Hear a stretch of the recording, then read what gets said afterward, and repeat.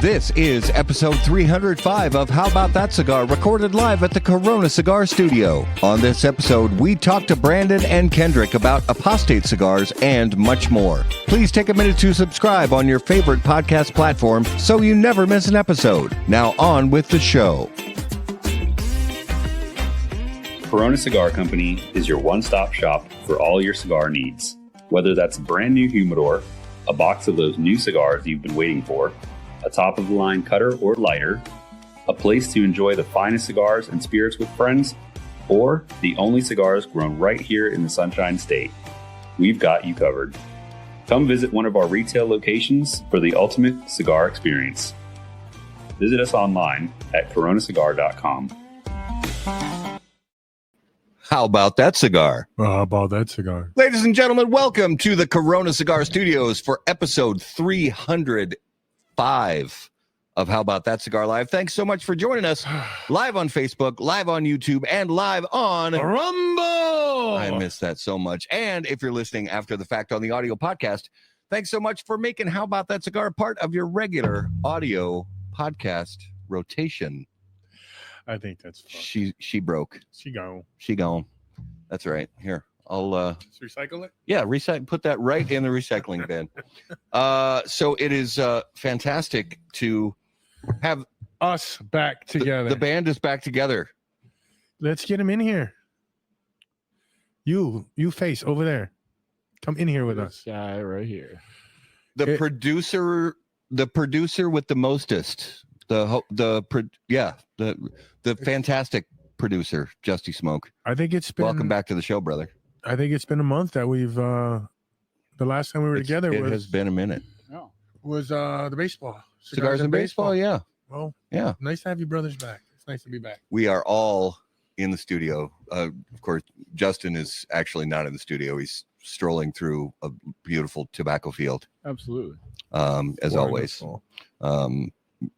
He is definitely not 6 feet to my left. No, right over there. Definitely not. No, he's strolling. I fly into Nicaragua just for the show. Just for the show every week. Every week. Yeah. I don't know why Skip says it's so hard to get, Oh, Skip's got a private airplane. Yeah. Yeah. That private jet money. Yep. It helps. That Nika Sueño money.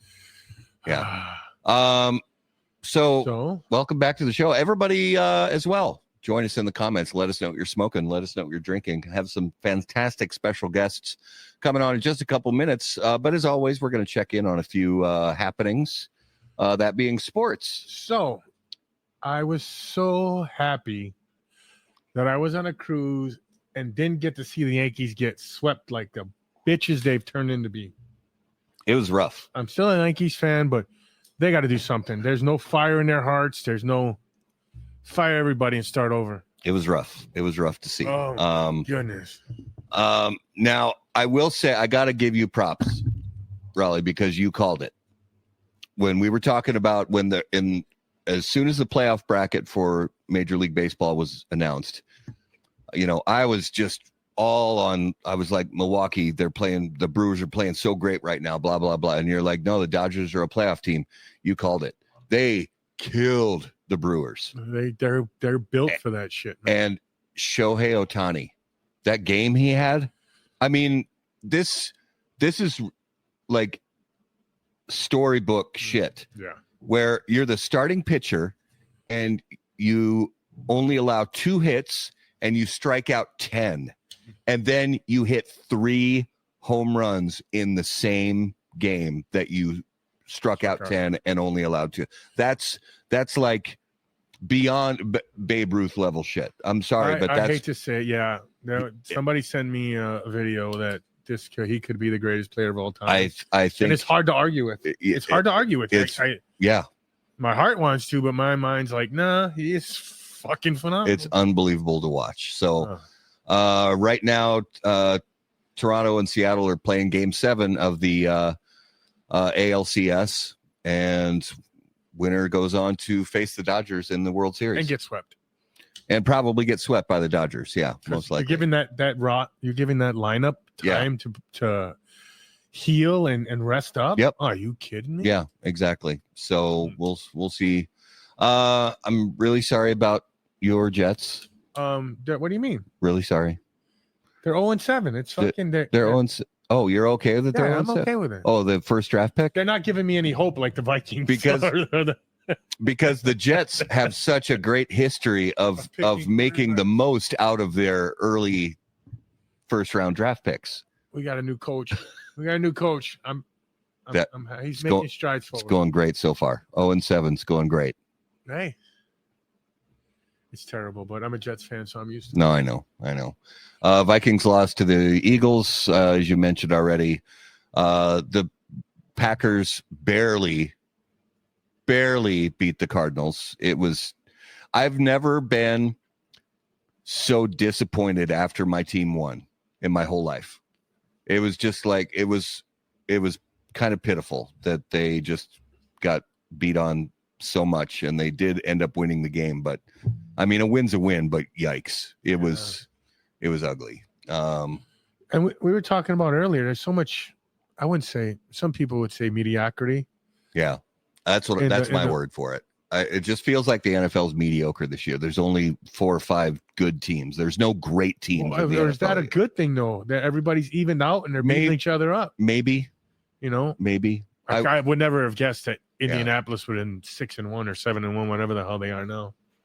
I wish it was more predictable. There's part of me that wishes it was more. No, that's the fun of it. I guess, Oh, and to close out, sports, the Minnesota Wild are in last place. Didn't we just start like a week ago? Yeah, they're like 7 games into the season, or I think they've won 2. They're just not playing well at all.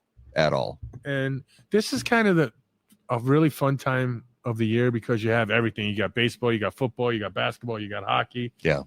You got female basketball. Volleyball. I haven't even looked at the NBA stuff yet this season. Really haven't even looked at it. I'm very happy that the guy that calls himself the GOAT, the feigning GOAT is what I call him, he's out to like November. Yeah. I can't stand him. He's not the GOAT. He never will be. He's the feigning GOAT. Never has been. Ever watch him play? Let's jump into this week's Spirit of Mystery, shall we? Yeah. Brought to us by our friends at Postania Cigars. Do you find yourself unsatisfied with the top 10 list from How About That Cigar? Are you wondering how cigars from Postania didn't make the HBTC list, but found their way onto other lists?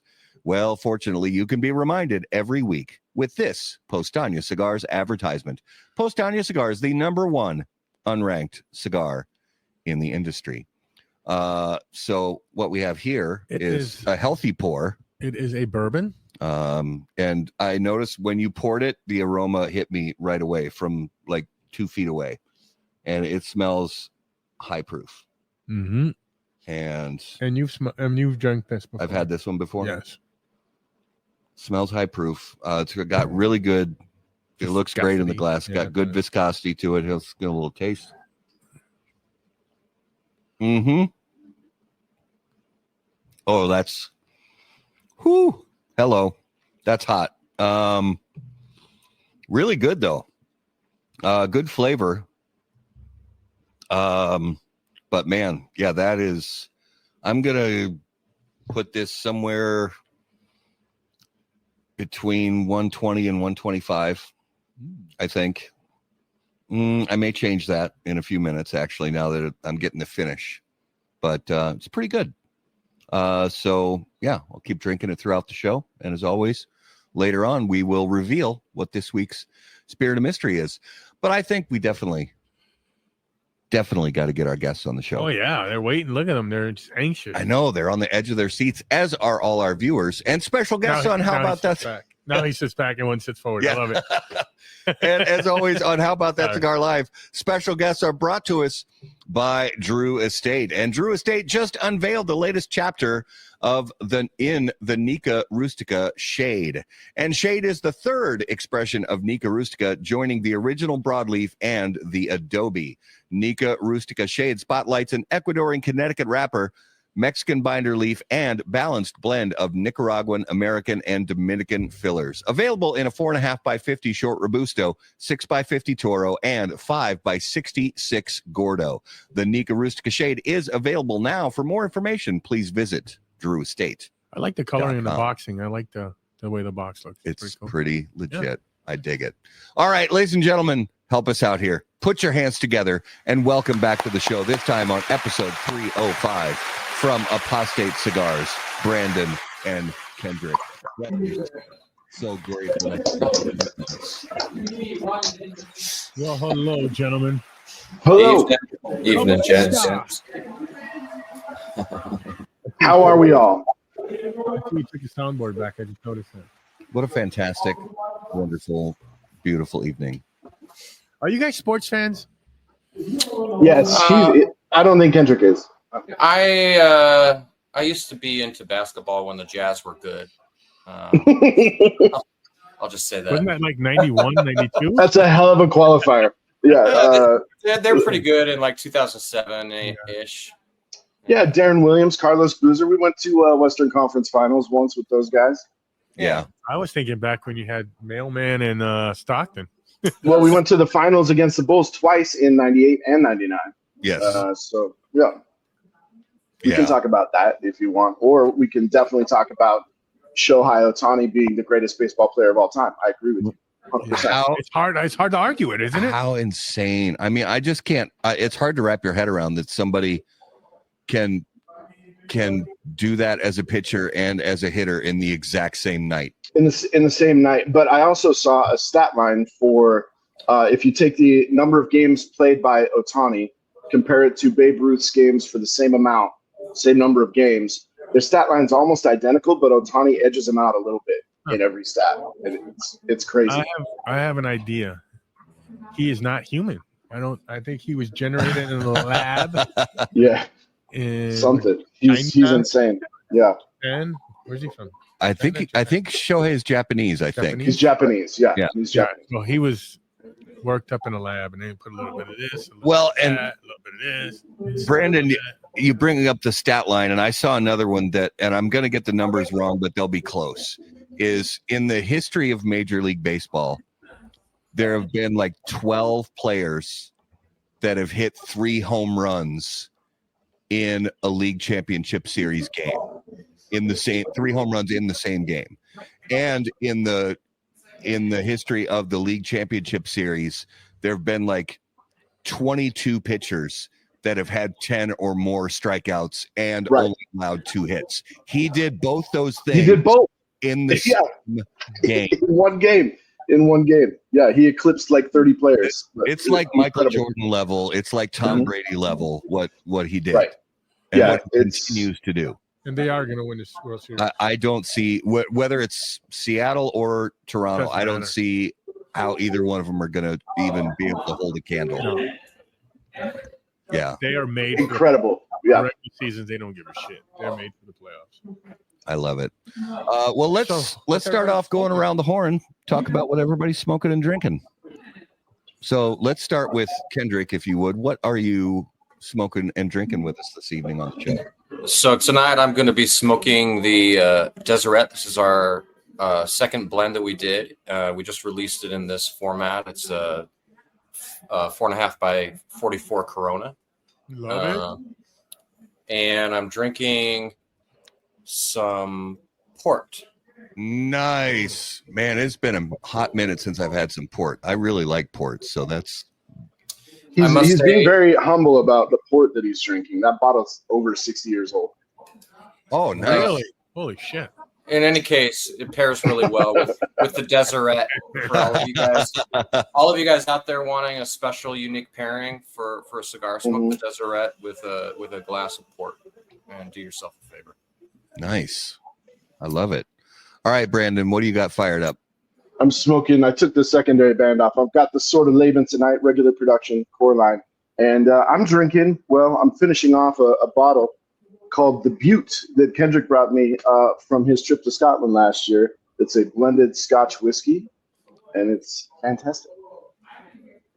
Nice. And a reminder to our fantastic viewers and listeners, Sorta Laban was on our top 10 lists 2 years ago. So definitely one you want to reach out for. Number 7, I think it was number 7. It was 7 or 8, I believe. 7. Yeah. I have the State of Deseret, the Endowment. The Endowment, beautiful. The Endowment. And Dig it. 1919. 1919. That's the go-to. The old standby. Like 3 weeks. It's like it's time. There you go. Nice. I am smoking the same cigar, but I am drinking some cucumber mint, some kind of rehydration shit. Some kind of rehydration shit. And I've got the Maroni's Trumpet, and of course I'm drinking Spirit of Mystery, and also I've got a little of our Lift Bridge Mega Mango beer from Lift Bridge, just down the road here in Stillwater, Minnesota brewery. So yeah, just chilling here in the studio. And did you say it already? You guys let us know what you're smoking and drinking out there in viewer world. Oh, Allison's the Desiree with the dessert port. Hell of a pairing. Dessert. Yep. Nice. Love it. She said I sound like Cliff Clavin. You sound like From Cliff. Cheers. What she fucking said.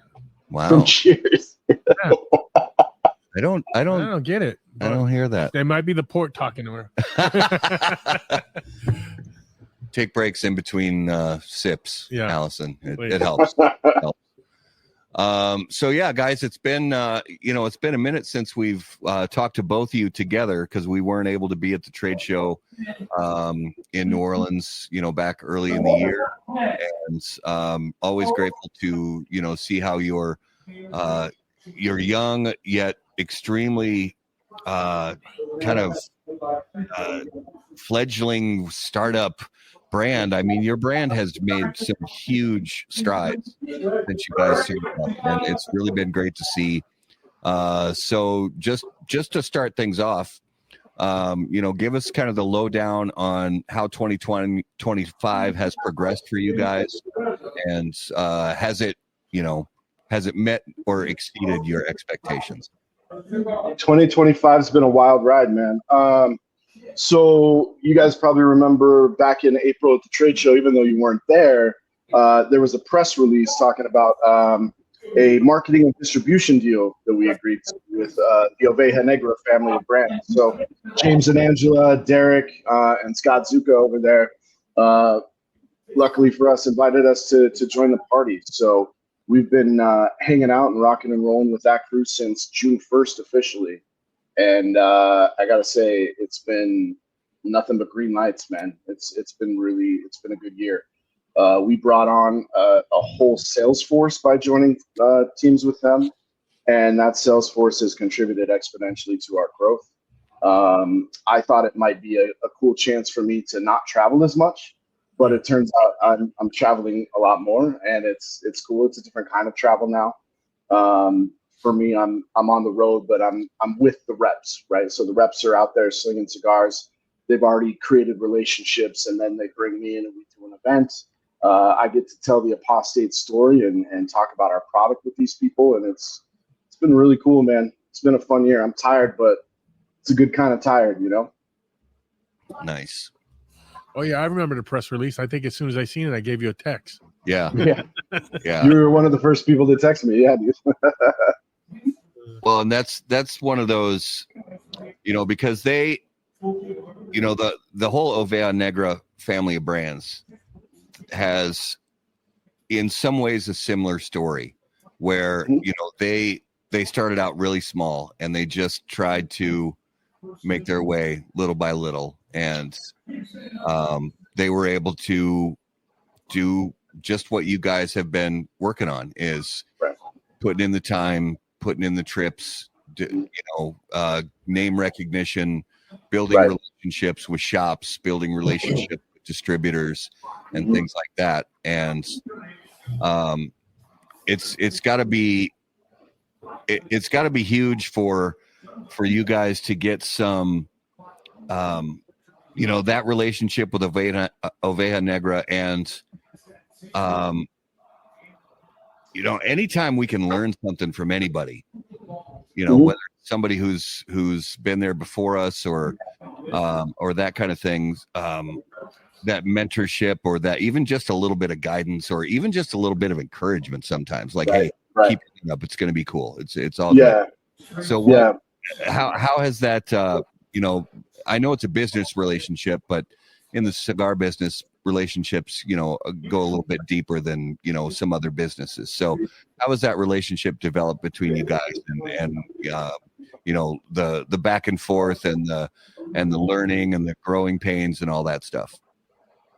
I think it's been really valuable for us. I won't speak for Kendrick, but we're probably pretty aligned. For me personally, it's kind of cool because Black Label was one of those brands that I always smoked when we were on the retail side.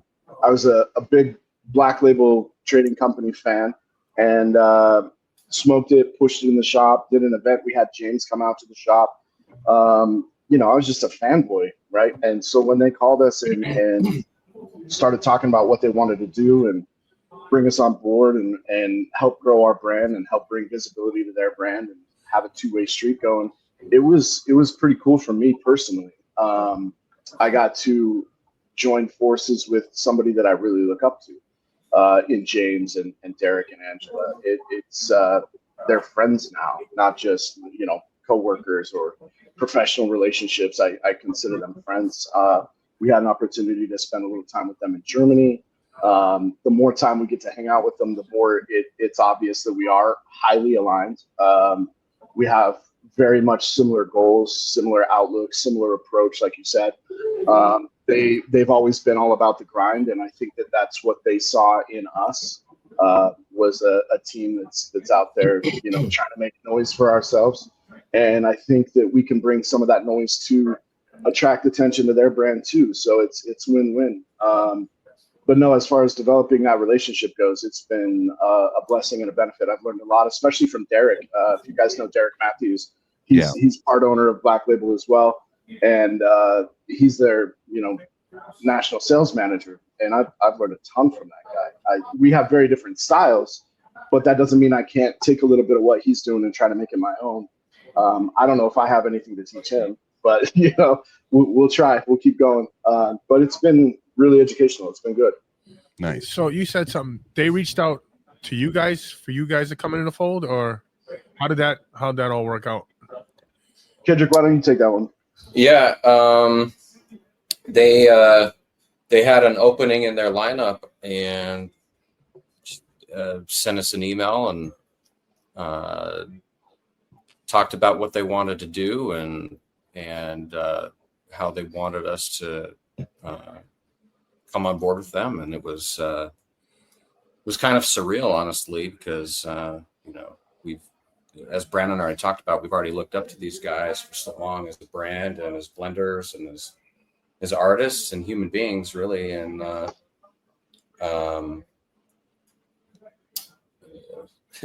yeah, it was almost unbelievable. I had to we sat with that for a long time, talked it over, ran through scenarios, and realized that our path had been laid out for us, and so we took the plunge, and it's been great having a team. For a long time it was just Brandon and I, and working together with more people really adds energy to the system and invigorates things in a way. And hopefully we're bringing some of that energy into the whole thing that they've got going on, but it's definitely injected us with some energy that has been just really great. Nice. One of the things that I love talking about with, because there's a lot of creativity in the cigar industry. And there's a lot of people who have creative minds that they get to work out in other ways, whether there's some people who are, artists or designers, some people who are musicians, actually.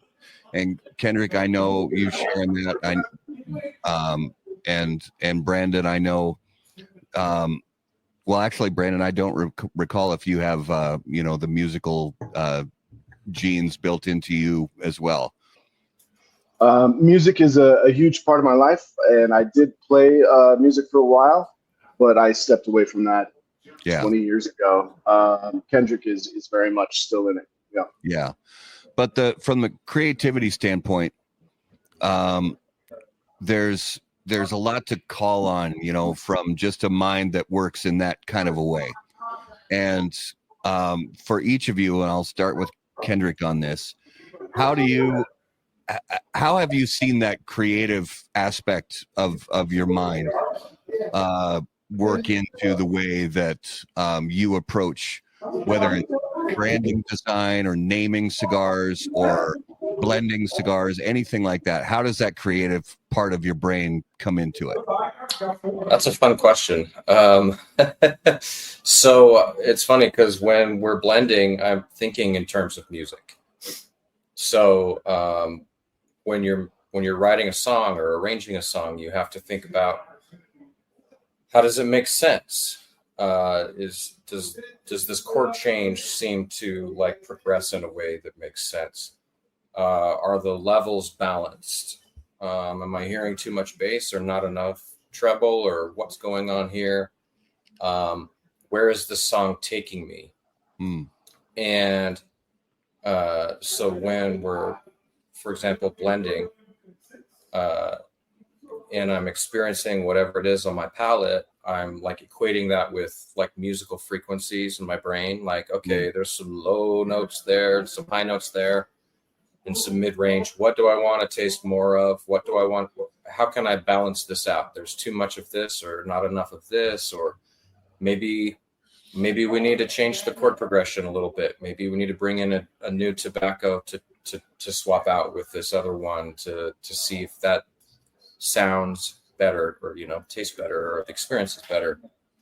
And then of course a good album has to have good album art, and the songs themselves have to tell a story that people can relate to in some human way. And so when we designed the branding and all of that, it had to be this cohesive thing that told a story start to finish. You don't want to end it on a note that doesn't make sense, for example.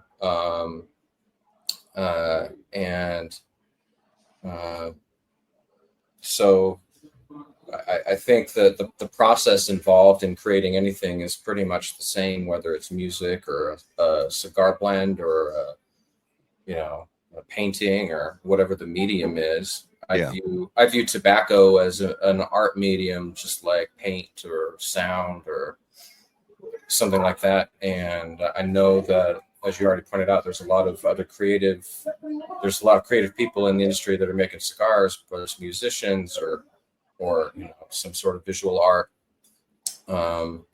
And when I talk to them, it's kind of the similar kind of a thing. It's the tobacco is just a medium that they're using to express and tell a story, and that's what we're doing with our tobacco. So there's something about you that reminds me of a Mirafelt for some reason. His tone, his tone. No, seriously, it's like this intensity. You've got this intensity to kind of your manner, and it's good. It's not bad at all. It's very good, actually. Yeah, that's a compliment. Yeah, that's meant to. Well, wait till I finish my port. You know. Yeah. He needs a scarf and a fedora real fast. Yeah. There you go. Yeah. It's the glass that he's drinking the port out of. Yeah. Oh, hello, Andrew. Allison and Andrew. And the fancy background and the fancy glass and all that. That's it all ties in. Brandon, what about you as far as the creative, the creative energy and the creative mindset? I'm highly aligned with Kendrick there. I agree wholeheartedly. It's for me, even though I'm not, neck deep in music the way he is these days, it's still a medium that speaks to me, and I incorporate it heavily into my everyday life.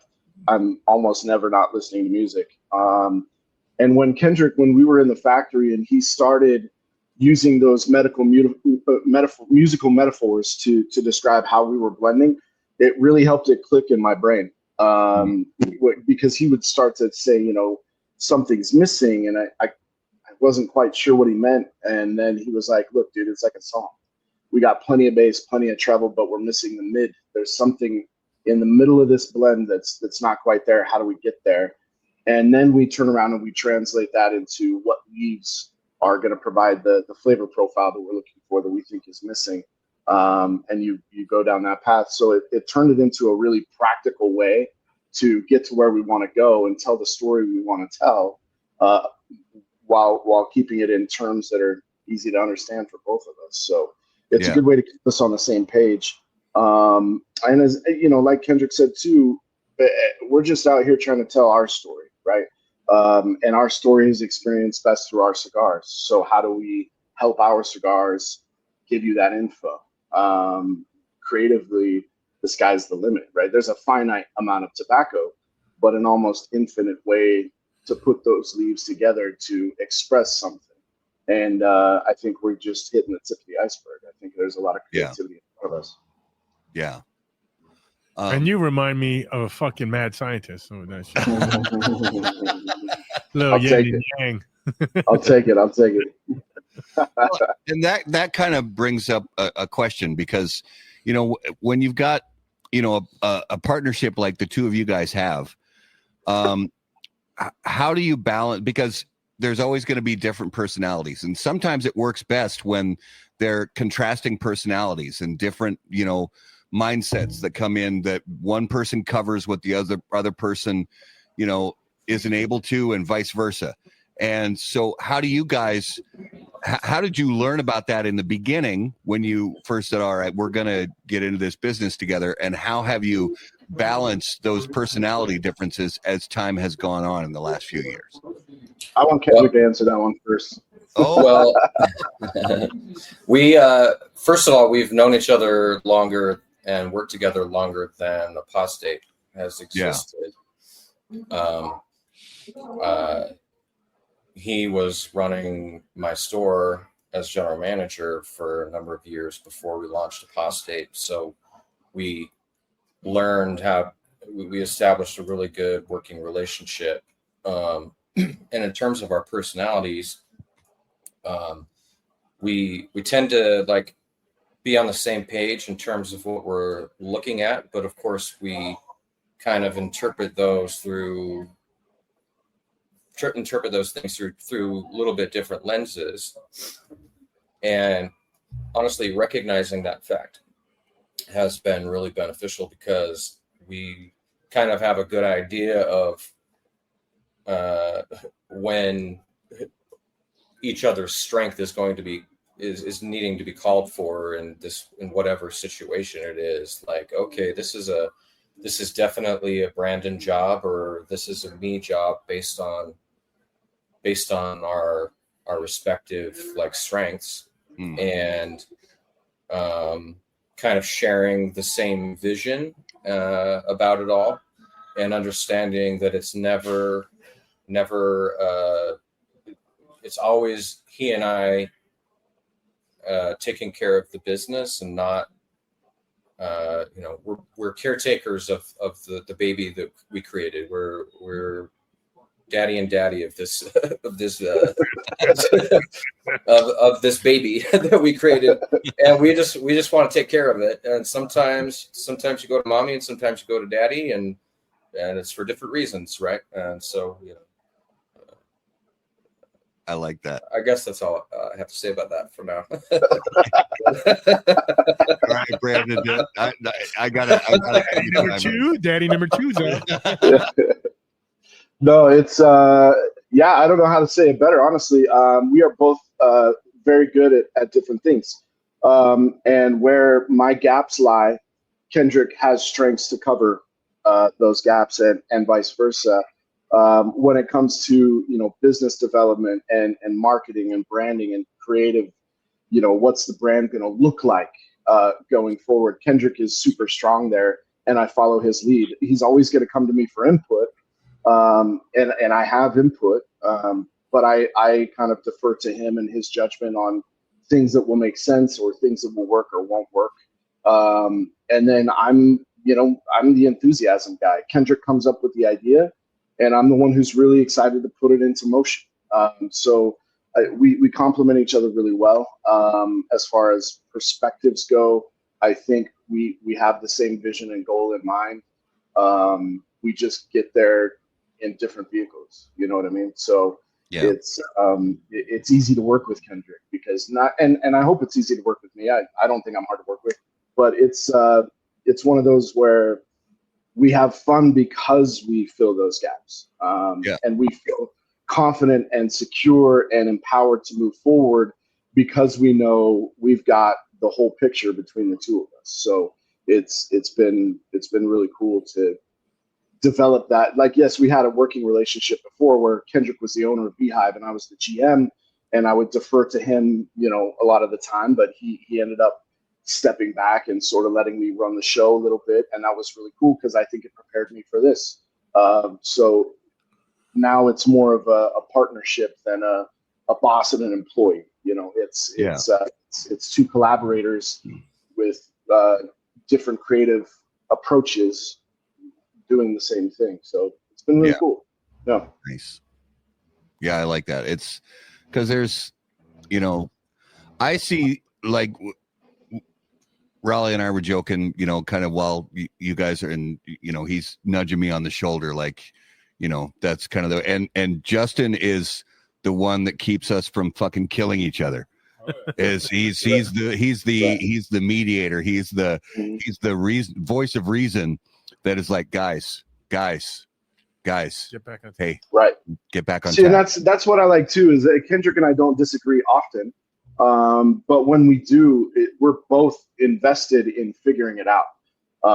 We're both very, very good at pulling the other one aside and saying, hey, let's fucking figure this out so that we can move forward. Let's have whatever conversation we need to have. And if it's a hard conversation, that's cool.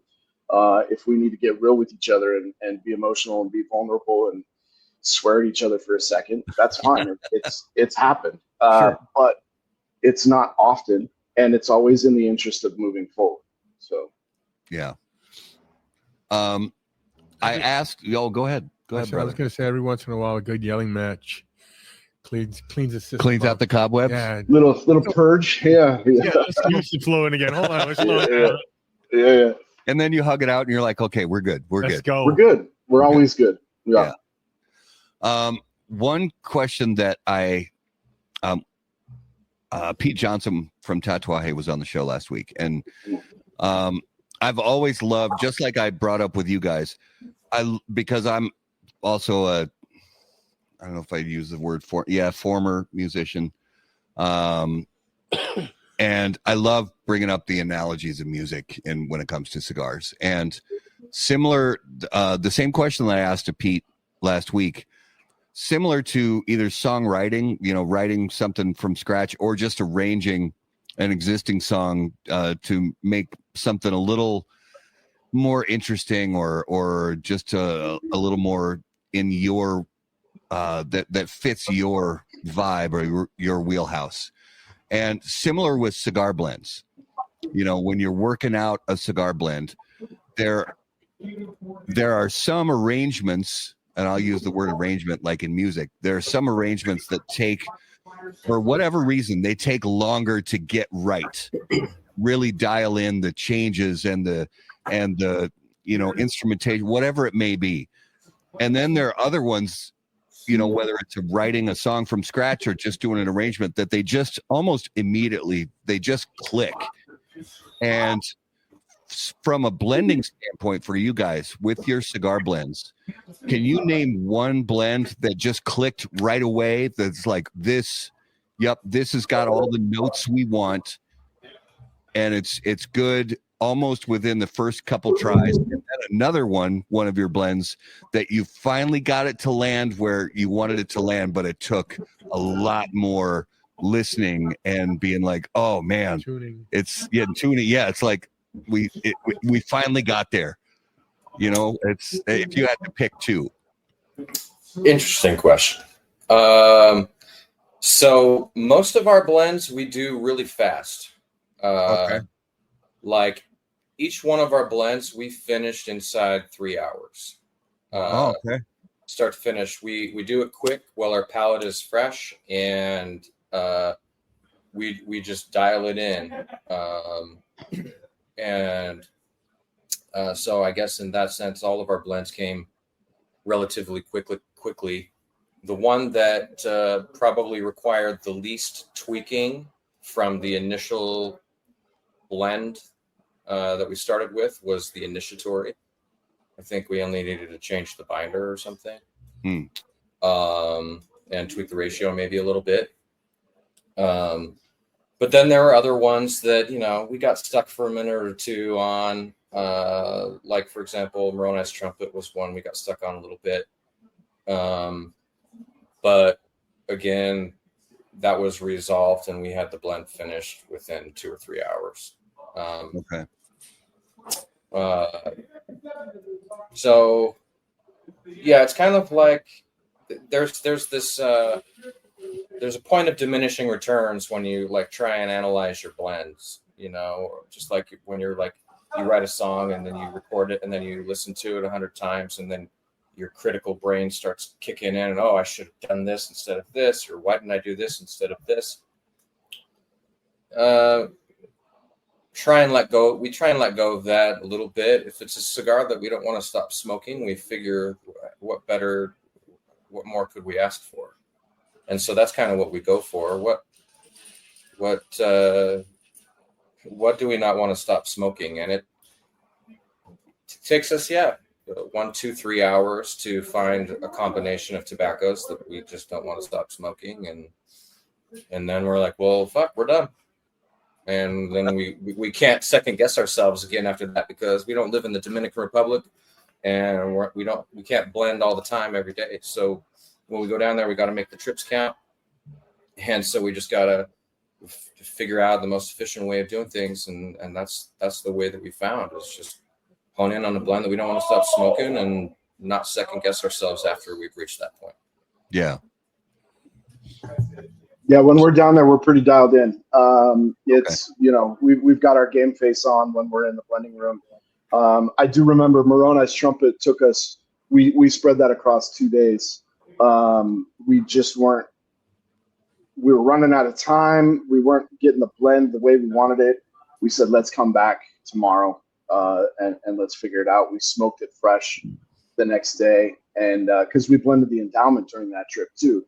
The endowment came together pretty nicely and pretty quickly. So it afforded us more time with the trumpet. We wanted to get it right. And the second day, it took us, normally we're going 2, 3 iterations of a blend before we've got it dialed in. The Moroni's Trumpet, I think it took us 5 or 6 different iterations before we were happy. And like Kendrick said, we couldn't put it down. We couldn't stop smoking it.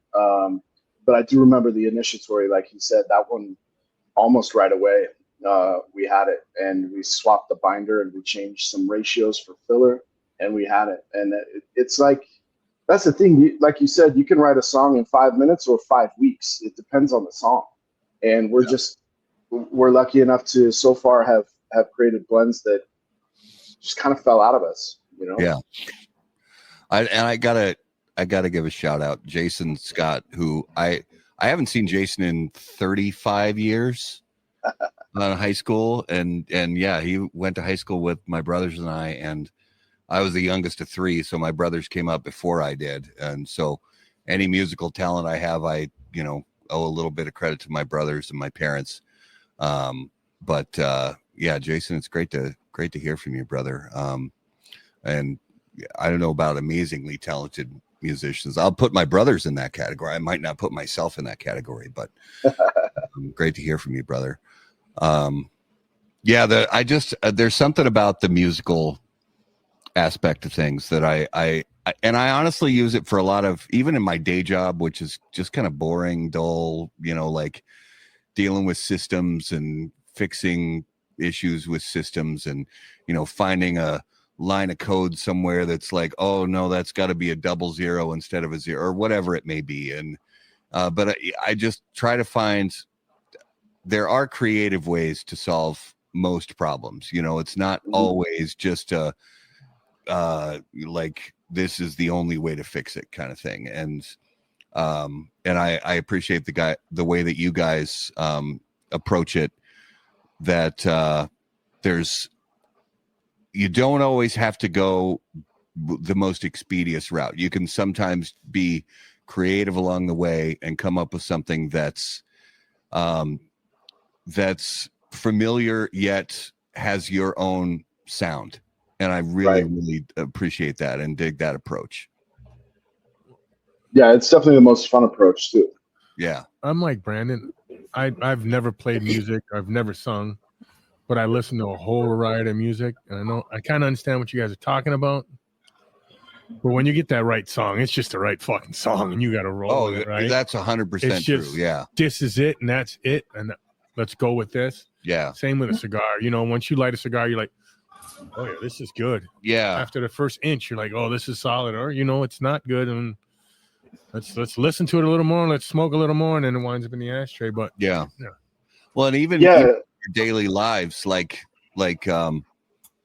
whether it's what we're smoking on a regular basis for a period of time, or the spirits that we go to, or the wines that we go to, or and the music that we listen to. It's like I'll be on a kick for a while where it's like I'm smoking Connecticut shade wrap cigars, like I can't get enough of them. And I'm listening to Taylor Swift. And I'm listening to Taylor Swift. Yeah, I can't stop listening to Taylor Swift. Or I'll be on kicks where I'm listening to nothing but like Dave Brubeck, the old Dave Brubeck, or I'll go on a kick where I'm listening to 90s hip hop, or I'll go on a kick where I'm listening to old school country, and just mix it up a little bit. And the same is true with cigars, booze, and that kind of thing. But have you ever lit up a cigar or listened to music and you go, hold on, I gotta pause this, I gotta go get a cigar that's gonna fit this fucking song perfectly? Right.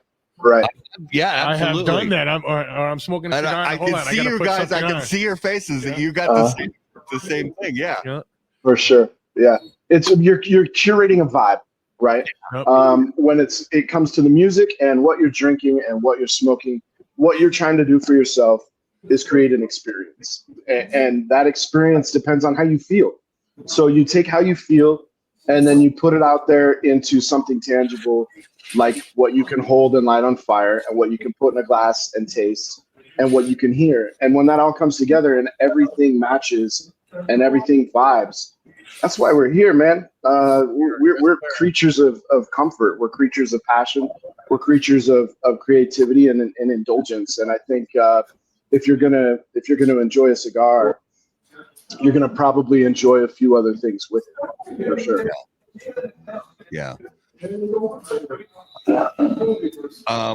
One of the things I'm curious about, kind of on this same realm of when we go through our own personal, we'll be on a kick for a week or a month or a few months where we're listening to a bunch of the same stuff, or we're smoking a lot of the same stuff.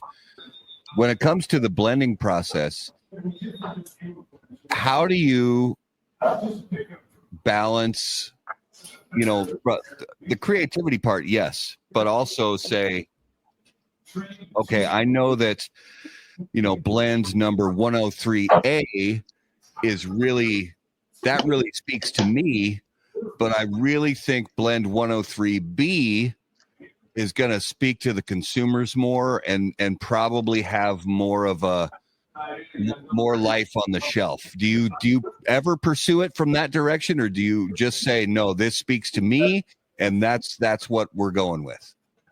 We have, trying to please the crowd is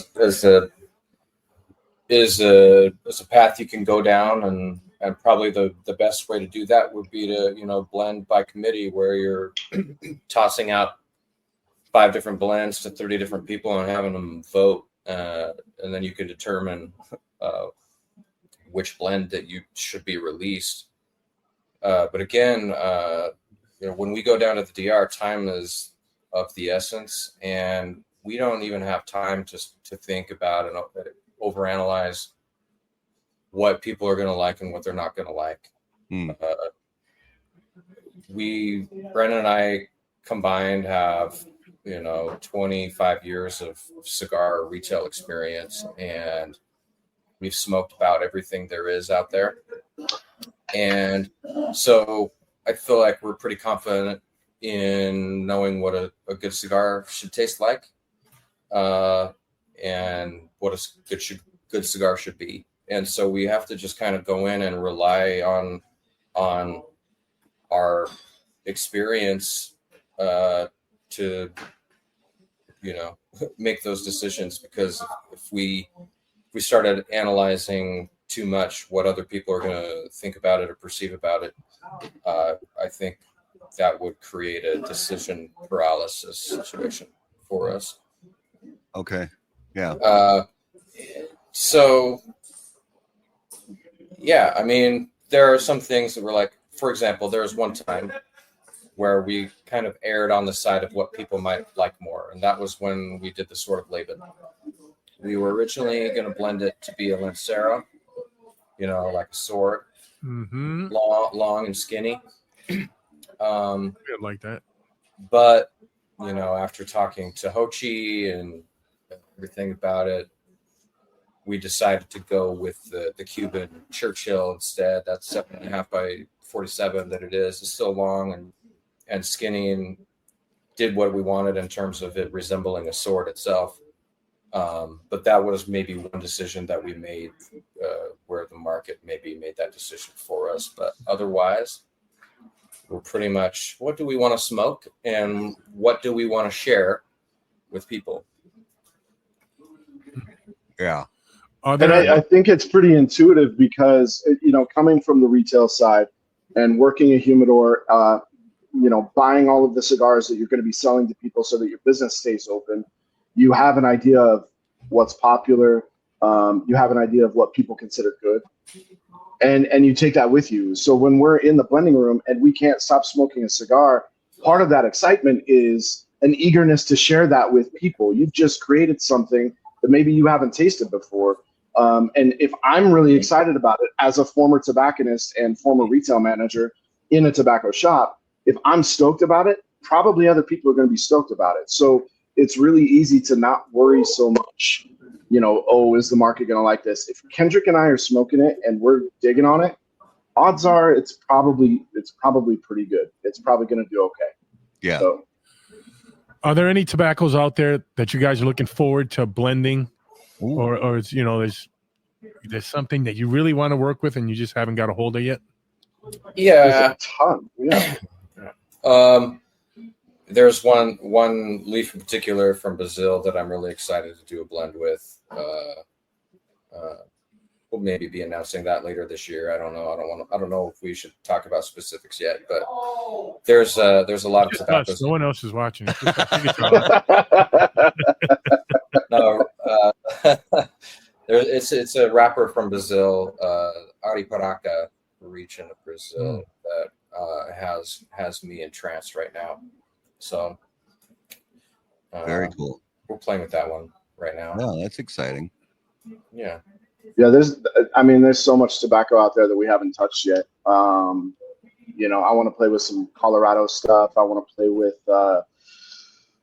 all kinds of stuff, man. We haven't touched Honduras yet. Yeah. We haven't touched Costa Rica yet. There's plenty of Brazil that we haven't used yet. I want to use a Cameroon wrapper. We've done Cameroon binder. I want to get into Cameroon wrapper. You know, hook you up with Marifel. Yeah, I hear Marifel might have some Cameroon available. So, you know, but yeah, it's there's so much tobacco out there that we haven't even fucked with yet. And I don't know. I won't say that means we've pigeonholed ourselves into using certain things that I don't think we have. We know what works right now when we're working with filler and binder. Where we're being most creative is with our wrapper selection, and that's been a lot of fun. So I think to Kendrick's point, we've got a plan, we've got a blend. We're going to be tweaking that blend in the next 2 weeks when we go down there, and hopefully we got some good news for you soon. That's very cool. So you guys mentioned you have, even before Apostate launched, you guys have a lot of experience in the premium tobacco space. And, you know, you've seen, even before Apostate, you saw the brands come in, you know, and maybe a rep would come in and, you know, or maybe you'd try certain new blends from certain brands and things like that. And you would make choices on what you're going to put on the shelf for customers and things like that. Yep. And how did you? I'm curious how you translated that into when you decided to launch Apostate. Because we all see brands. I'm not going to name any names, but we all see brands that have made mistakes along the way. Some big mistakes, some small mistakes. It's inevitable. That's fine. But seeing it from the retailer side of things and the consumer side of things before launching your own brand, what were some mistakes you saw from other brands that, as you were launching Apostate, you said, okay, this we definitely need to avoid because we've seen it be not friendly to consumers, or we've seen it not be friendly to brands, and so on and so forth? I think our basic approach to how we launched Apostate was born from that a little bit. You've seen that our product doesn't show up in boxes. It shows up in 12 count bundles that are wrapped in butcher paper. They have a really nice sticker on them. They still look really good.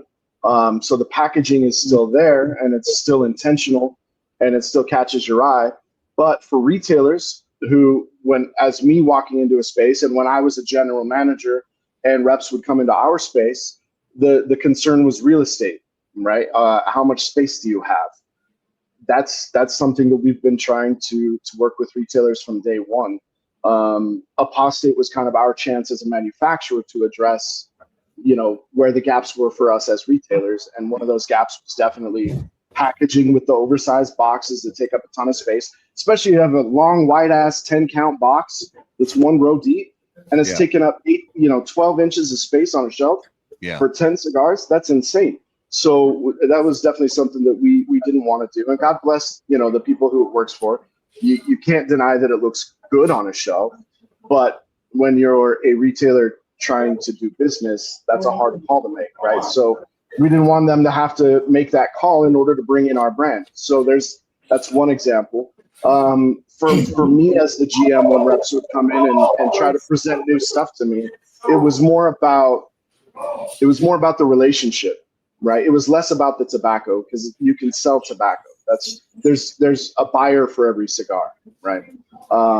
So it's less about the cigar and more about the company and their representation. Are they engaging? Are they checking up on you? Are they motivating you somehow to bring the product in, whether that's through competitive pricing or, a deal of some kind, or, whatever it may be? Are they easy to work with? Do I feel supported?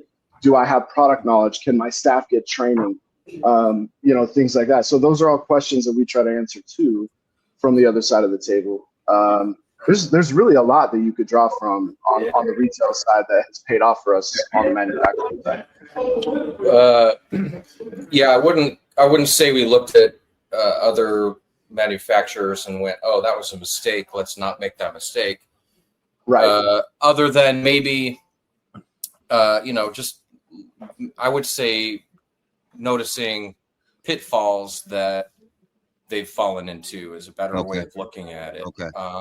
Or, like for example, sourcing tobacco on the back end of things, having consistency batch over batch, year over year, can be a problem in a lot of different ways, especially if the factory isn't vertically integrated with their own farms, for example. And, one batch of Corojo is coming from this farm over here, and then the other batch of Corojo is coming from over here, for example.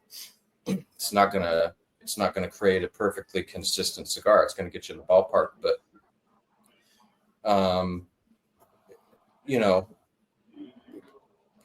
protecting the integrity of the tobacco itself is why we went to Hochi at Tabacalera Palma to make our cigars.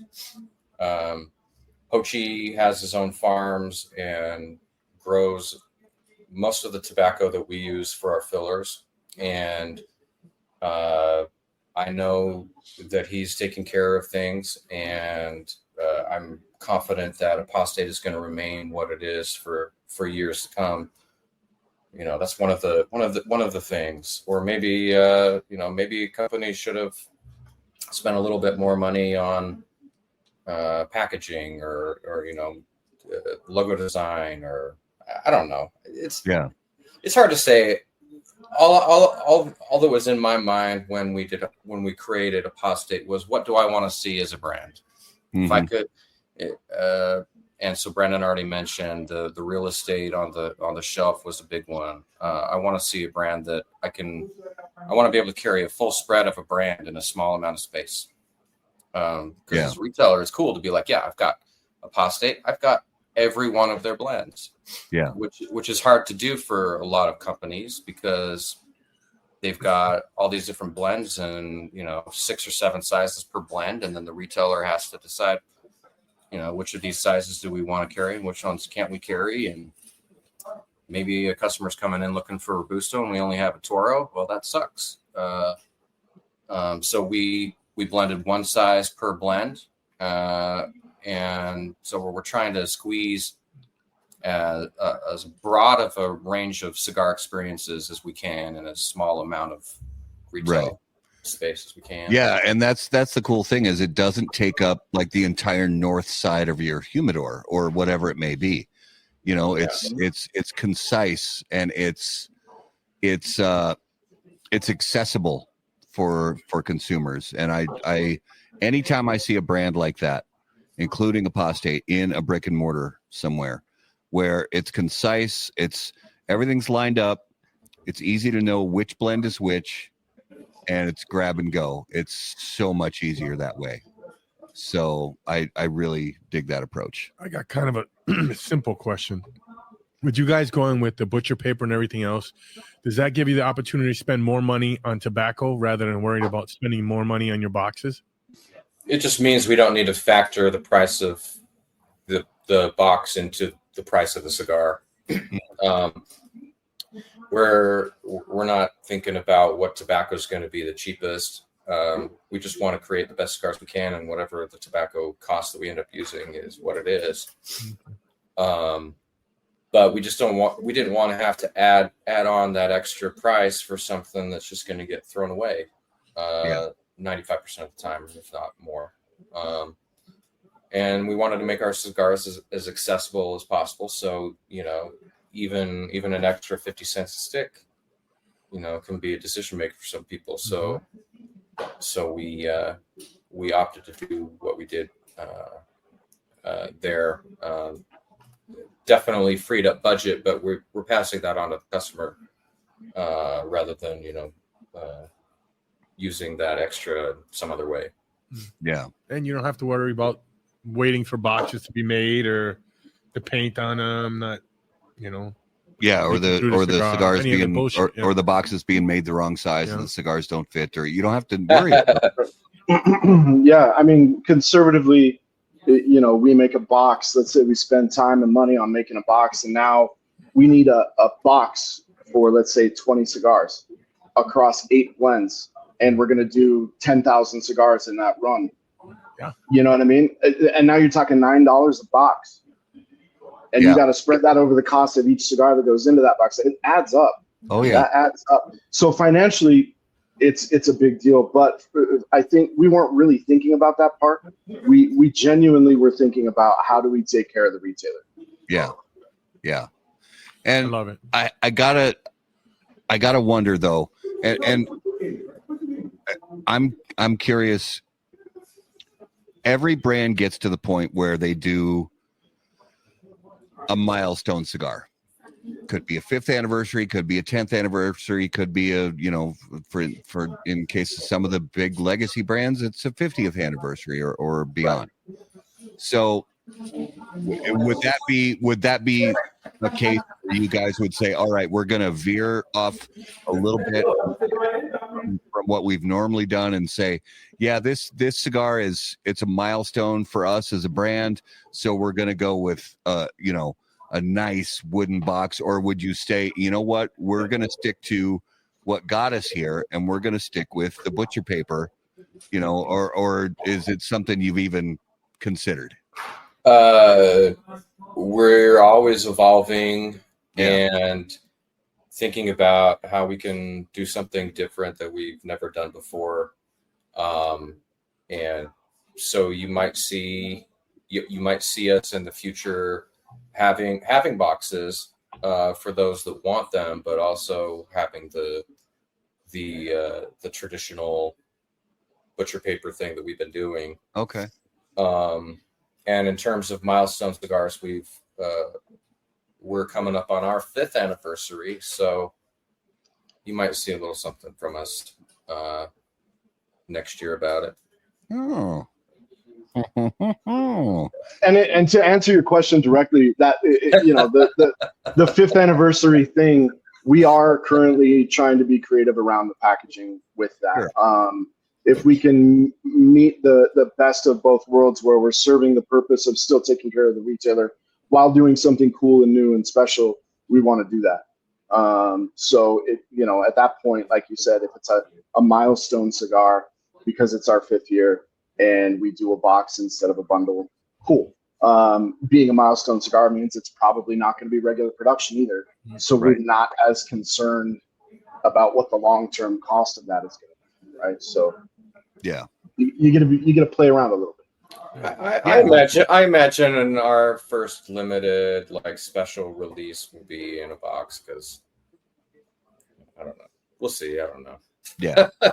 That's great. And it's cool to play around with different ideas. That's one of the most fun parts about it is, it's just brainstorm, throw around ideas. Yeah. It lets us scratch our creative itch, so we're gonna scratch it, And I imagine I've smoked all your cigars, and if you put out a 5th anniversary, the motherfuckers ain't gonna be on the shelf for long enough to worry about the spot. They're not gonna be there that long. Yeah. When these guys announce it, you better buy them up before it's too, because they are gonna sell quick. They're gonna go. Yeah. So what's this magic underwear thing that Allison keeps bringing up? Come on, tell us about it, buddy. Did you not see when we had Apostate underwear? That was a thing that we've been doing for about 2 years now. Underwear, yeah. Mormons who are faithful and go to the temple get special underwear that they wear that symbolizes their commitments that they've made to the Lord, etc. And since our brand is kind of leaning into our heritage there and poking fun at our apostate ways, I guess, we have some special apostate underwear that we made for events and things like that. I feel cheated. I just got the T-shirt. That's fantastic. Are you wearing underwear, man? Well, You didn't tell me about that. I don't wear underwear, so I don't know what to tell you. But no, I do wear. I'm being. So the underwear that Allison is talking about is no more. We've gone through it and it's gone. But I've got 8 mediums left, just so you know. Yeah. So if you're a medium, hit us up. But no, and you're probably not a medium because they run I haven't small. worn a medium since 8th grade. Yeah, nobody does. So buy them for your girlfriend or something, right?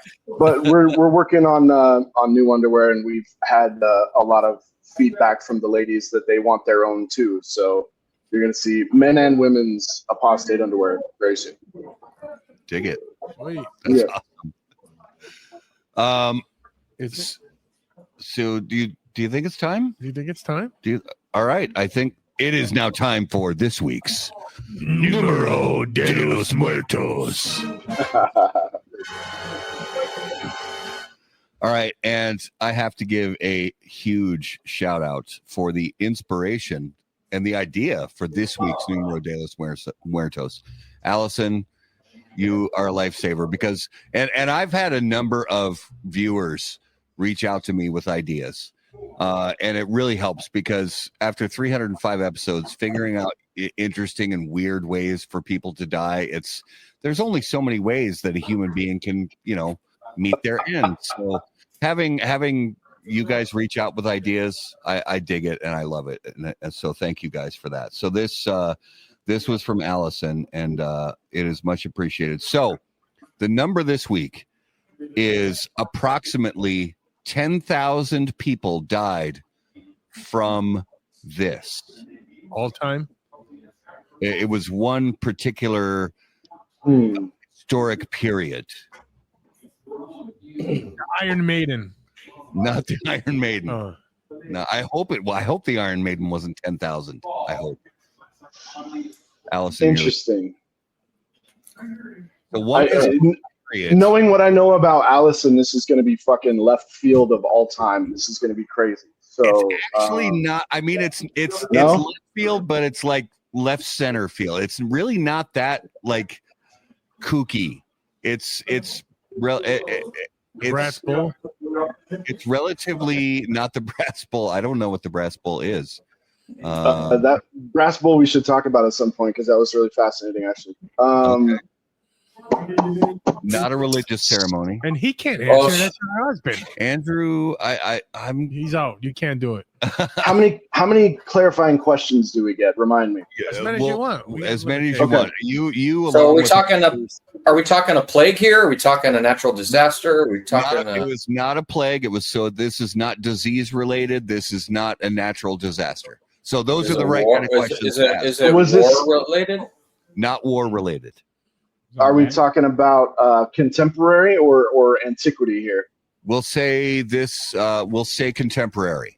Okay.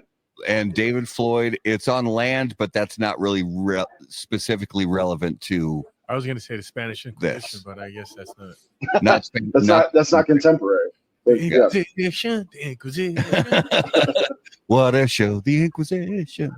Here we go. All right. Not anymore. This is more modern era, but yeah, not antiquity, more modern era, but not super recent. Dude, you can't answer, Andrew. The Mountain Meadows Massacre. No, but I'm. That wasn't it. That wasn't 10,000 people. That was like 1,500 people.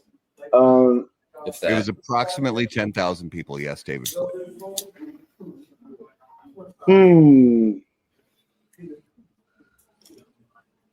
My intrusive thoughts are knocking on the door.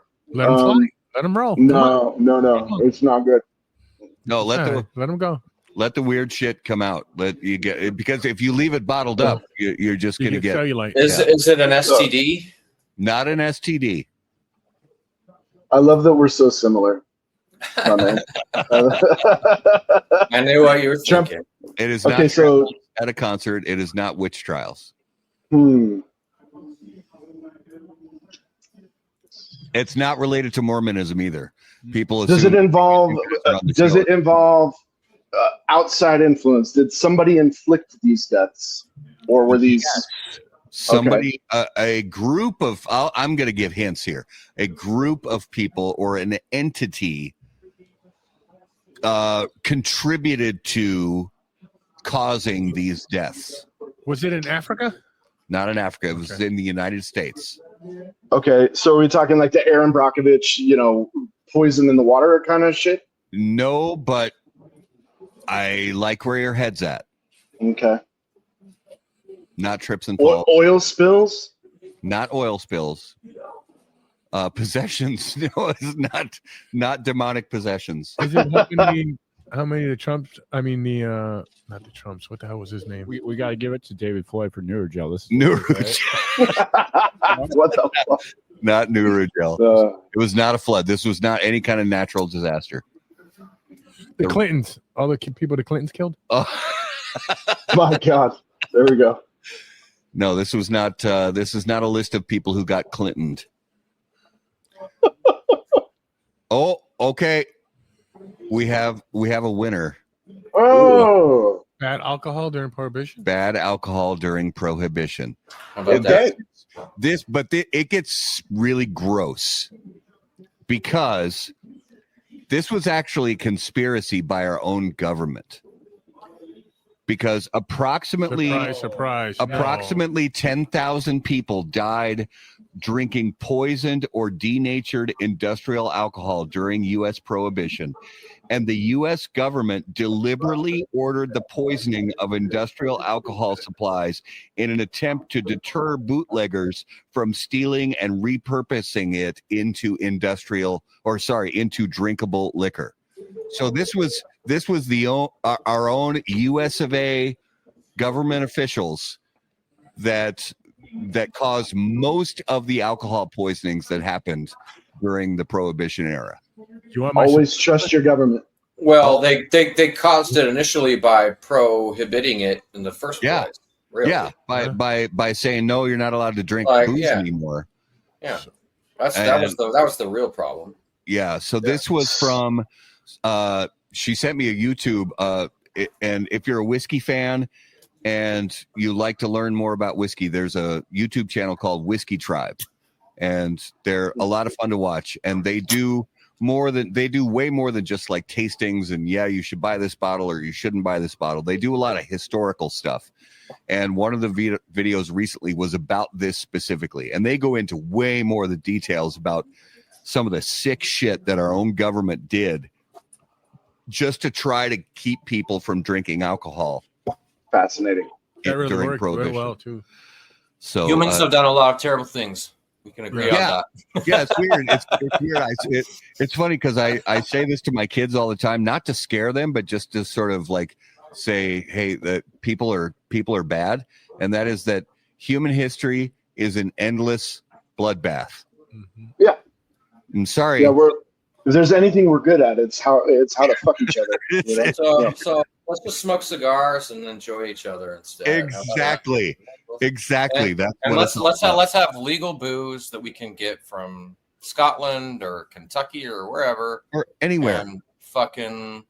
That's not going to make us go blind or kill us. Yeah, let's just enjoy life. Poison the Let's weed. enjoy our life. Yeah, stop trying to regulate my appetites. Fuck. Yeah. Yeah. I'm an adult. Let me make my own mistakes.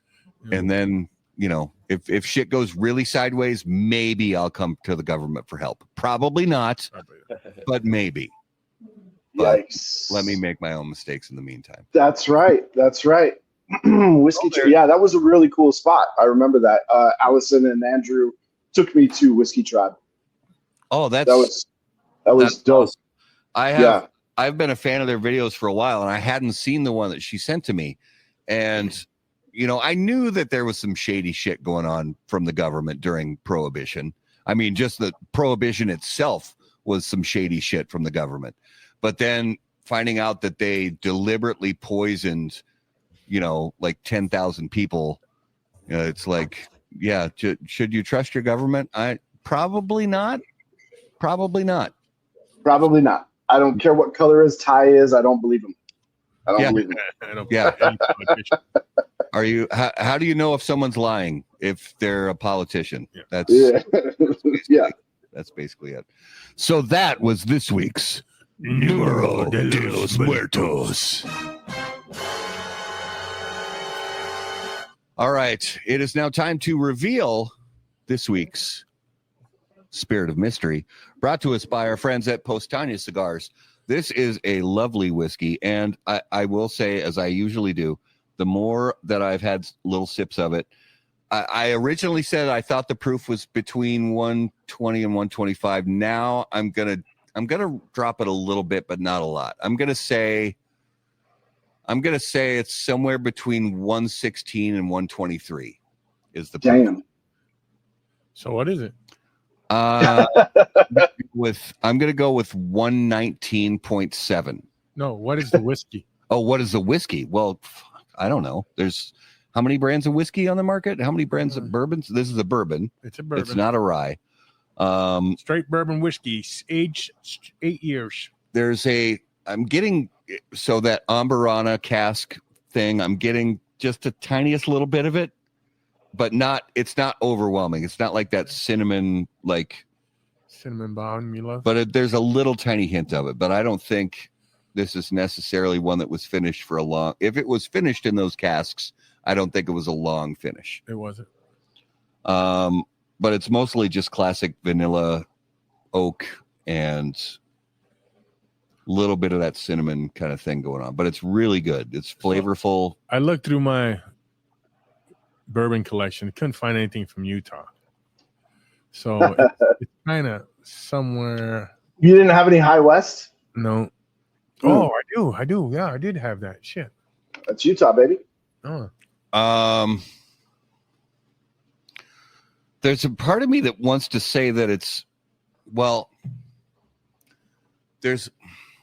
it has a little bit of similarity to, although this is not a bourbon, it's technically what they call American whiskey. It reminds me a little bit of one of the blends I've had from Stranahan's, but that's as close as I could come to think that. But it really does have classic bourbon flavors, and Stranahan's is more where it's almost like an American Scotch rather than a bourbon. So, but it's got a couple similar characteristics. And you said this is one I've had before, but I don't think you have any Stranahan's in your collection. Maybe not. Gosh. What is? Oh gosh. Now I'm leaning almost like a Texas. I don't know, dude. Yeah. Let's just reveal it. You guys see that? Oh, that is The Lazy K, made in Montana, that's Montana bourbon. and it's the Yellowstone. Yes. Okay. Thank you. All right. Lazy And it's K. only 92 proof. This is only 92 That's what it proof. says on the bottle. That does say that. Holy cow. That drink's hotter than 92 proof. And I do remember having this in your garage, like a year ago? Yeah, when I got back from Montana, I cracked it open. Yeah. Lazy K Bar straight bourbon whiskey, aged 8 years, 92 proof, made in Big Timber, Montana. So Beautiful bottle. there you go. Yeah, love Montana. It's got leather on the top of the bottle, and it's like a hammered glass kind of look to it. So that's a nice pour. It really is a nice pour. So that was this week's Spirit of Mystery, brought to us by Postania Cigars. And now, you guys have been on the show before, but I can't remember which questions you've had from the lightning round. But Rajo's back. oh yeah, thank you. The lightning round brought to us by J.C. Newman Cigar Company, America's oldest family-owned premium cigar maker, creators of the popular Brick House, Perla Del Mar, Diamond Crown, and The American. J.C. Newman Cigar Company operates out of their 114-year-old El Reloj cigar factory in historic Cigar City, Tampa, Florida. For more information on their cigars or visitor experience, please visit jcnewman.com. So yeah, lightning round. I know you guys have been, talked to us before, and we don't want to repeat any lightning round questions. I think the question that you asked when I was on last was, which historical figure would you want to have a cigar with, maybe, or something? Yeah, like that. yeah. So That was one of them. Yeah. those are some of the Maybe. old school ones. If you recall, did we ask you anything about zombies? No. Yes. Yes. That may have been when I was in studio with you. Yeah, though. Yeah, that's probably yeah. Okay, so we got to, and I don't think, actually, I think Brandon may have had the fast food question Yep. Yeah. and the zombie, but Kendrick has not had either of those questions yet. So Do it. this is actually but before so I want you to ask yours, of Kendrick, and Justin to ask yours, but this is a new one for both of you guys that I want to start with. Perfect. Let's And go. this is kind of an homage. I started doing this a couple weeks ago with guests who've been on before, trying to find some new questions. This is sort of an homage to that improv show on TV, Whose Line Is It Anyway? Which Okay. show just cracks me up. But one of the questions is, so what is something you can say about your cigar that you can't say about your spouse?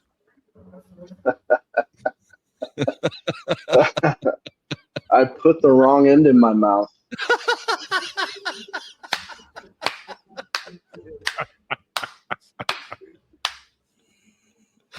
Oh, that's fantastic. I love it. I mean, Kendrick, do you even want to dive into these waters? Or do you want to move on? Oh God. One thing I can say about my cigars that I can't say about my spouse is I have a better idea of what to expect out of my cigars.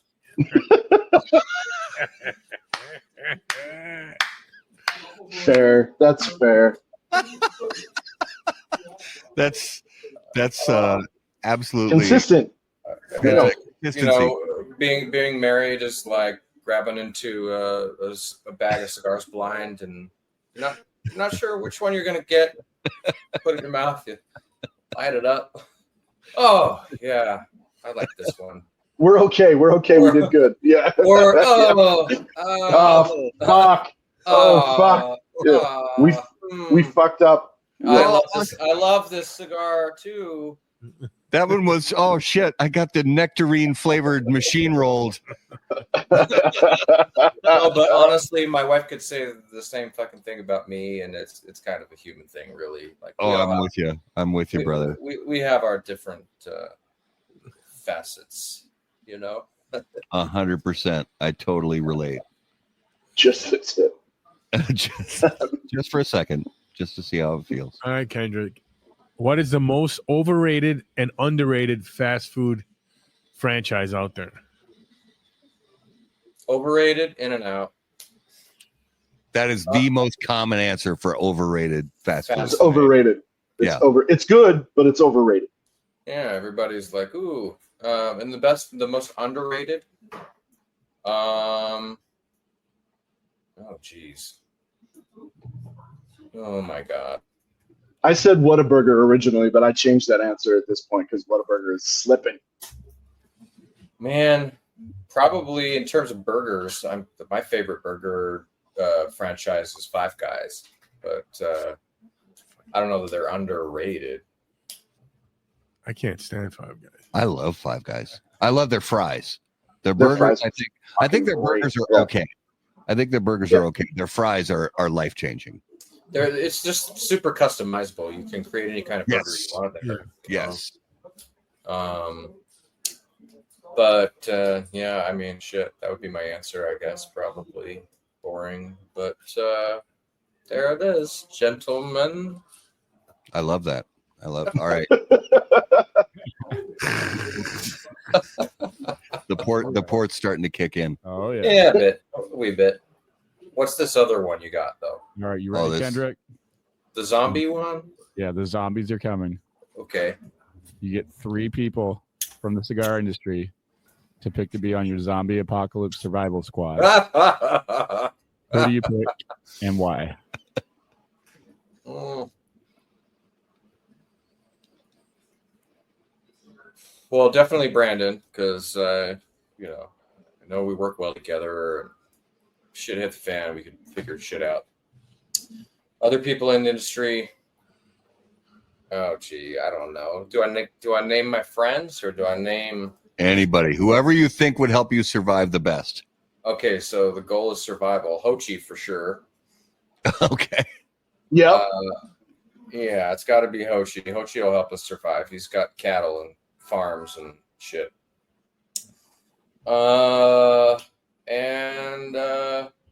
Shit. Who do I know that's got a lot of guns? Probably everybody in the industry. Yeah, pick one. Yeah, pick one. Yeah. Just name somebody. What about Joe Fabian's really good at gardening? Probably my buddy Matt Brewer. He owns Low Side Cigars in Pahrump, Nevada. Awesome shop. I'd probably want him on my zombie apocalypse team. Yes, that's a dude you want on your team. So yeah, that's what I would say. Nice. Yeah. One last one for each of you. So Brandon, I'm going to start with you on this. The movie, the dramatic film is being made about Apostate Cigars. Who do you want to play you in the movie, Brandon?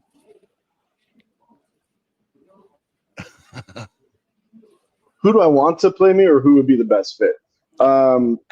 Let's go with both. Yeah. Honestly, give me Matt Damon, man.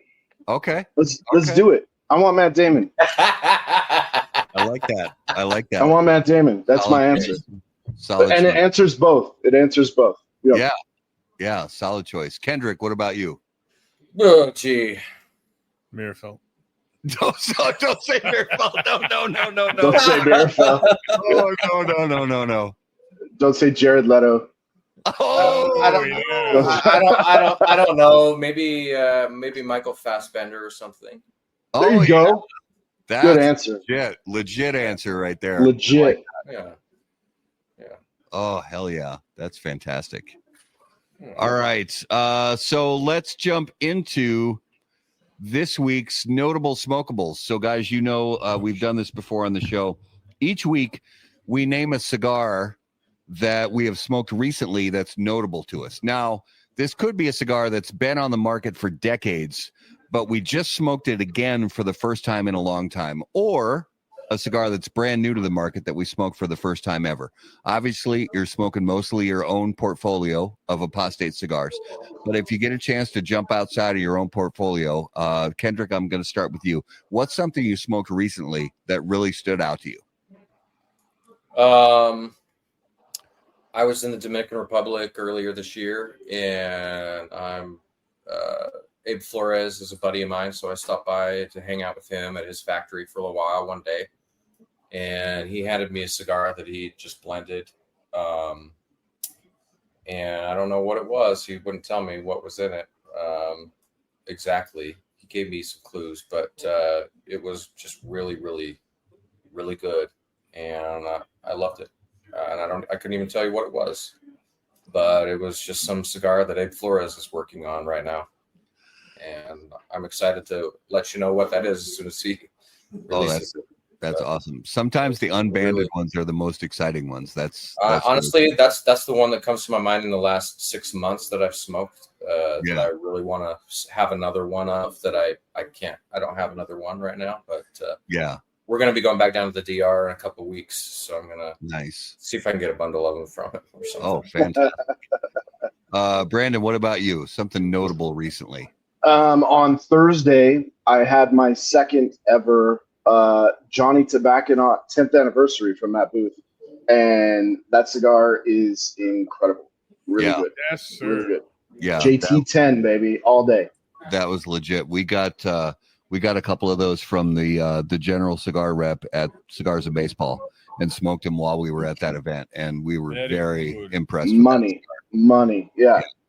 It's honestly, I think that's Matt Booth's best blend so far. Yeah. Ooh. Yeah. Ooh. That's it's the one I like the most. You like the most. Yes. 13th anniversary is fucking phenomenal. Look, you can't fuck with the anniversary series. Those are phenomenal. 14th was the best in those. But for my palate, what I like to smoke, the JT10 is, like Allison said, it's slamming. It is very good. Yeah. Justy, what's something you smoked recently that stood out? Paul? No. Don't ask, don't tell. After that little first place pouring hole tournament this weekend, my buddy Joe, he gave me some cigars a while back, and so I smoked the last one I had of these Ever Zion Pumpkin Pie and Cream from 2022. Oh yeah. Sero size. That was really good yesterday. Nice. Raleigh? Mine was called the Hard Hitter, or Heavy Hitter. Excuse me, Heavy Hitter. It's made by Paul Stulock from Canada. Oh yeah, but it was made for Oakland tobacconists. Okay. Oh, nice. It was fucking. We smoked it last night. It was solid. Nice. Chocolatey. It was strong, but it wasn't overwhelming. Yeah. It went good with the stout, NA stout I had. So my notable this week. So I talked to you about this years ago. I found a cigar shop, because every once in a while we find a cigar shop where they don't really know what they have, and so they had some of the old My Father La Dueña Petite Lancer with the 2012 box date. The number 13, yes. Yeah, and I bought the whole box, and this was 5 or 6 years ago. I bought the whole box, and I had one left. And I've handed them out before at poker games or whatever. But I have one left, and I was just kind of rifling through some of the drawers in my humidor, and I was like, oh, I think this is the last one I have of these. So Saturday, I pulled that out of the humidor, and holy cow, 2012, so it's 13-year-old cigar now.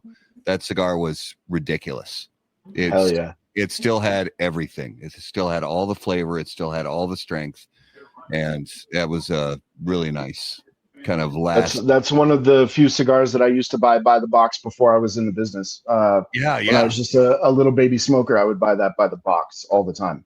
Yeah, one of my favorites, and it was kind of nice. It was like just remembering when I found that deal in that cigar shop in Wisconsin. It's like, oh, I don't know what these are, and I was like, will you take if I buy the whole box, can I get it for $85? He's like, sold. I was like, okay, bye. Thanks, bye.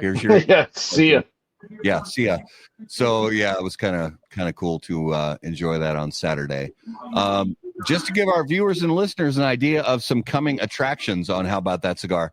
Next Monday night, October 27th, we have Mike and Mike from Postania Cigars and the Cigar Hustlers podcast. And then November 3rd, Michael Herklotz from Ferrioteca coming back onto the show. Brandon and Kendrick, if you would please give our viewers and listeners an idea, where is the best place for them to keep up with everything going on with Apostate Cigars? Go to the website, apostatecigars.com. We post events. We post our retailer list. So if you want to know where you can buy near you, it's on the website. If you want to know where we're going to be, it's on the website. So www.apostatecigars.com. We're pretty active on the Instagram as well. Fantastic. Facebook. We also have a Facebook group called Apostate High Council. So if you're an Apostate fan and are not part of the Apostate High Council, jump on Facebook and find us and request to be a member, and we'll get you in. Fantastic. Yeah, and I can say as a grateful member of the Apostate Cigars High Council on Facebook, there's some really cool stuff in there, and it's cool to see that you guys curate a good group, and whether it's you guys curating it yourselves or you have some loyal fans curating it for you, it's really well done. So it's a good group to be a member of, most definitely.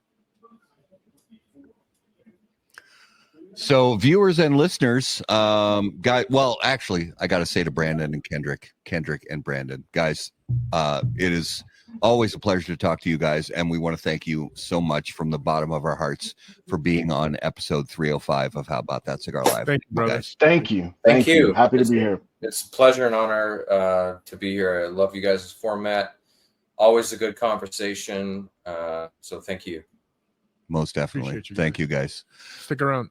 All right, viewers and listeners, guys, thank you for being the absolute best part of How About That Cigar Live. We're so grateful for you guys being here with us live on Facebook, live on YouTube, and live on Rumble. And of course, if you're listening after the fact on the audio podcast, whether you're driving down the road, working out, whatever it is you do, when you listen to your favorite audio podcast, we are so grateful that you make us a part of it. If you have questions for any of us, you can email us on the website, howaboutthatcigar.com. Be sure to follow us on all of your favorite social media platforms. You will find us at HBT Cigar. And of course, click on all the big, beautiful buttons, the like button, the follow button, the subscribe button, and all that good stuff. And of course, until we see you guys next time, burn cigars, not bridges. Thanks, guys.